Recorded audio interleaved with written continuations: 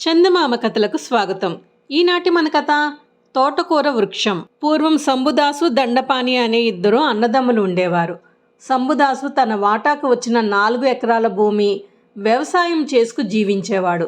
దండపాని తన 4 ఎకరాలు అమ్మేసి ఆ సొమ్ముతో వర్తకం పెట్టి చూస్తూ ఉండగానే లక్షాధికారి అయ్యాడు. వర్తకంలో లాగా వ్యవసాయంలో గభీమని దశ మారటానికి అవకాశం ఉండదు కదా.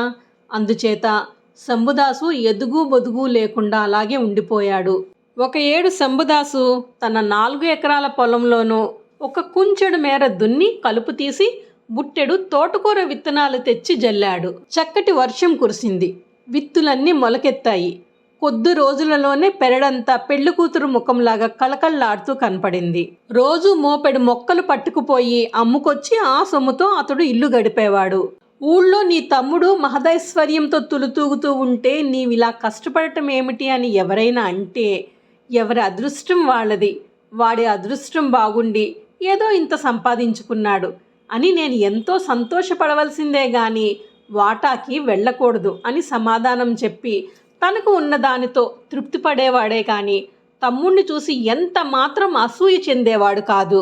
పొలంలో పెరిగిన తోటకూర మొక్కలన్నిటిలో ఒక్క మొక్క చాలా జబరుగా పెరిగి చూడటానికి ఎంతో ముచ్చటగా కనపడింది. దాన్ని పీకటానికి మనసొప్పక వదిలేసేసరికి అది పోక మొక్కంత ఎత్తున పెరిగింది. ఆ దారిని వచ్చిపోయే రైతులంతా దాన్ని చూసి ఆశ్చర్యపోయి, తోటకూర మళ్ళు మేము చిన్నప్పటి నుంచి వేస్తూ ఉన్నాం కానీ ఎప్పుడు ఏ మొక్క ఇంత ఎత్తున ఏపుగా వృక్షంలాగా ఎదగటం ఎరగమన్నారు. ఆ మొక్కను అందరూ తలొక విధంగా మెచ్చుకుంటూ ఉండేసరికి అతడు దాన్ని అన్ని మొక్కలకు మళ్ళీ కానీకో అర్ధనాకో అమ్మి వేయకూడదని నిశ్చయించుకున్నాడు. ఇంతకీ అది లావుగా పెరిగి ముదిరిపోయింది కనుక పులుసులో వేసుకున్న కూర వండుకున్న అంత రుచిగా ఉండదు కూడాను. కనుక దాన్ని ప్రదర్శనకే ఉంచేయాలని నిర్ధారణ చేసుకున్నాడు. మరికొద్ది రోజులకి ఆ దేశం ఏలే రాజుగారు తన పరివారంతో ఆ దారిన వచ్చి ఆ తోటకూర వృక్షాన్ని చూసి తోటకూర మొక్క ఇంత భారీగా పెరగటం ఏమిటి అని ఆశ్చర్యపడి దాని మీద మోజుపడ్డారు. అప్పుడు సంబుదాసు, ప్రభు, ఈ మొక్క నా పెరట్లో ఉంటే ఏం లాభం? ఉద్యానవనంలో నాటించవలసిన 1వ జాతి మొక్క అన్నాడు. రాజుగారికి బ్రహ్మానందమయ్యింది. సంబుదాసు ఆ చెట్టును చుట్టూ 1 అడుగు కైవారం గల బెల్లుతో సహా పెకలించి రాజుగారి పక్కనే రథం పైన ఉంచి వారి ఆజ్ఞానుసారం తాను కూడా ఆయనతో ఉద్యానవనానికి వెళ్ళి అక్కడ దాన్ని స్వయంగా పాతి చక్కగా వచ్చాడు. వచ్చేటప్పుడు రాజుగారు అతనికి పెద్ద వరహాల మూట ఒకటి బహుమతిగా ఇచ్చి సత్కరించి పంపించారు. తలవని తలంపుగా వచ్చిన ఆ సొమ్ముతో దరిద్రమంతా తీరిపోవటమే కాకుండా సంబుదాసు ఒక్కసారిగా ఐశ్వర్యవంతుడయ్యాడు. ఒక్క తోటకూర చెట్టుతో అతడు ఈ విధంగా అఖండమైన ఐశ్వర్యం సంపాదించాడు అనేసరికి గ్రామస్తులందరికీ అతనిపై అసూయ పుట్టుకొచ్చింది. తక్కిన వాళ్ల మాటకేం అతని తమ్ముడికే బాధ కలిగింది. అన్నకు పట్టిన ఉచ్చదశకు సంతోషించటానికి బదులు అతడు విచారించసాగాడు. అతడికి మంచి రోజులు వచ్చాయి, నాకు మళ్ళీ నా అన్న కూడా సుఖపడతాడు అని అనుకోవటం మానేసి తన సొమ్మేదో అతగాడు తినేస్తున్నట్టుగా పరిపరి విధాల పరితపించాడు దండపాని. ఏమైనా సరే నేను కూడా రాజు వద్దకు పోయి అన్నకంటే ఎక్కువగా సొమ్ము సంపాదించుకు వస్తే గాని నిద్రపోకూడదని నిశ్చయించుకున్నాడు. అయితే మరి రాజుగారికి ఎటువంటి కానుక పట్టుకు వెళితే బాగా ఉంటుంది అని తీవ్రంగా యోచించాడు.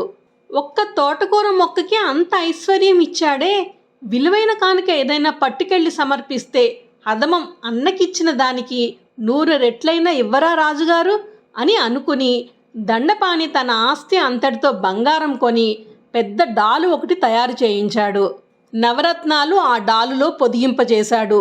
తయారైన ఆ డాలును జోడు గుర్రాల సారట్లో ఎక్కించుకుని కోటకు పోయి రాజుగారికి దానిని కానుకగా సమర్పించాడు. ఆ డాలును చూసేసరికి రాజు బ్రహ్మానంద భరితుడై మంత్రితో, ఇంత విలువైన కానుకను తెచ్చి ఇచ్చిన ఇతగాడికి మనం బదులుగా ఏదైనా గొప్ప బహుమానం ఇవ్వాలయ్యా, ఏం బహుమానం ఇస్తే బాగుంటుందో బాగా ఆలోచించు అన్నాడు. అందుకు మంత్రి, ప్రభు, ఆలోచనకేముంది, ఏనుగులు, లొట్టిపిట్టలు, గుర్రాలు ఇలాంటివి ఏవైనా ఇవ్వచ్చు, వాటిపైన వరహాల మూటలు వేసి మరీ ఇవ్వచ్చు అన్నాడు. రాజుగారికి ఆ ఆలోచన తృప్తికరంగా తోచలేదు. ఇంత విలువైన డాలును బహుమానంగా ఇవ్వగలిగిన ఇతడు ఎంతో ఐశ్వర్యవంతుడై ఉండాలి. ఇతడికి నేను మళ్ళీ వరహాల మూటలు ఇవ్వటంలో గొప్ప ఏముంది? జిలేబీలతో మొహం మొత్తి ఉన్నవాడికి మరో 4 జిలేబీలు వడ్డించడం లాగానే ఉంటుంది ఇది. కనుక అపూర్వమైన వస్తువు ఏదైనా ఇవ్వాలి అన్నాడు రాజు. ఏమీ నిర్ధారణ కాక ఆనాటికి సభ చాలించి రాత్రి మళ్ళీ ఆలోచనలో పడ్డారు రాజుగారు. మరునాడు రాజుగారు ఉద్యానవనంలో పచారు చేస్తూ ఉండేసరికి అక్కడ వెన్నెల్లో శంభుదాసు పాతి వెళ్ళిన తోటకూర వృక్షం ఎదురుగా కనపడింది. దాన్ని చూడటంతోనే రాజుకి ఇంతకన్నా అపూర్వమైన వస్తువు ఉండబోదని తోచింది. నవరత్న ఖచ్చితమైన బంగారు డాలు బహుమానం తెచ్చిన దండపాణికి ఇది ఒక్కటే తగిన బహుమతిగా తలచారు రాజుగారు. ఆ చెట్టును వేళ్లతో సహా జాగ్రత్తగా తవ్వించి ఆయన బసకు పంపించాడు. ఏనుగులపైన లొట్టిపిట్టలపైన వరహాల సంచులు వస్తాయని ఎదురు చూస్తూ ఉన్న దండపాణికి ఆ తోటకూర స్తంభం ప్రత్యక్షమయ్యేసరికి గుండె నీరైపోయింది. ఆ తోటకూర వృక్షం ఎదుటికి పోయి నుంచుని, నా ఐశ్వర్యమంతా హరించిన ఓ స్తంభమా, నిన్ను నేనేం చేసుకోను? చేవగల మరో మొక్క అయితే ఎండబెట్టి పొయ్యిలోనన్నా పెట్టుకోవచ్చు, అందుకైనా ఉపయోగించవు కదా నీవు అంటూ కంటికి మింటికి ఏకదారుగా ఏడవసాగాడు. అన్నపై నాకు ఉన్న అసూయ నాకే తగిన శాస్తి చేసింది అని ఇక ఏమి చేసేది లేక ఇంటి ముఖం పట్టాడు. అలా వెళ్లే ముందు ఛానల్ని సబ్స్క్రైబ్ చేయండి. నోటిఫికేషన్స్ కోసం బెల్ ఐకాన్ని క్లిక్ చేయండి. వీడియోని లైక్ అండ్ షేర్ చేయండి. మరిన్ని చందమామ కథల కోసం చందమామ కథలు ప్లేలిస్ట్ని విజిట్ చేయండి.